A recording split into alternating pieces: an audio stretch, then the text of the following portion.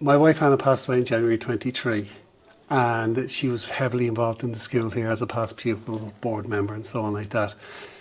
Her main thing here would have been to get a library. She loved reading because it empowered people, it empowered her. She would sit at night reading book and she put it down and she come up with a different idea about something else in the community and trying to do this and trying to do that.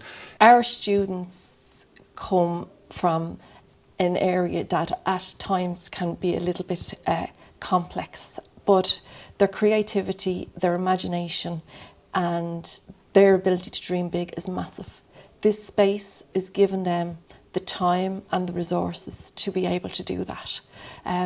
We have active book clubs in here, we have active games clubs in here, and we've an active study hub here in the evenings.